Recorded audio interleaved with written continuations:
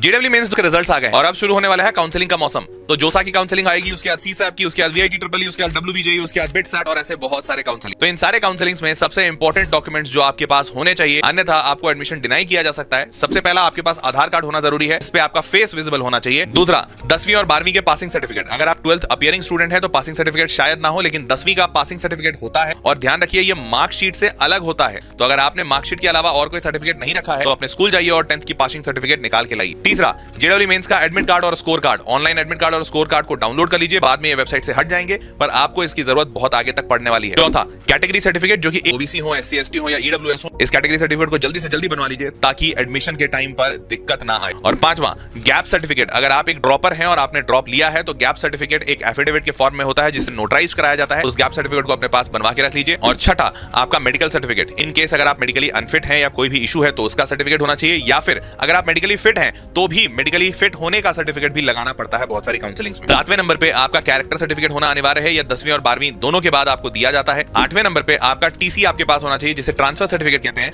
हर school छोड़ने के बाद स्कूल आपको ट्रांसफर सर्टिफिकेट देता है। इस ट्रांसफर सर्टिफिकेट के बगैर आपका एडमिशन कॉलेज में नहीं हो पाएगा, क्योंकि टीसी ओरिजिनल कॉलेज वाले जमा करते हैं अपने पास। और लास्ट में सबसे इंपॉर्टेंट डॉक्यूमेंट बैंक का क्रॉस चेक या फिर बैंक पासबुक की फोटो, कि जब आप किसी काउंसलिंग में जाते हैं और वहां पे काउंसलिंग फीस भरते हैं तो इन केस अगर आप सीट नहीं बुक कर पाए या फिर आपका पैसा रिफंड होना है तो आपका यही क्रॉस चेक काम आता है, जो कि पहले ही मांग लिया जाता है बच्चों से। तो ये 9 डॉक्यूमेंट्स अपने पास जरूर रेडी रखिएगा, क्योंकि आपको काउंसलिंग में इसकी बेहद जरूरत पड़ने वाली है। ऐसे ही इंफॉर्मेशन वीडियोस के लिए सब्सक्राइब रखिए।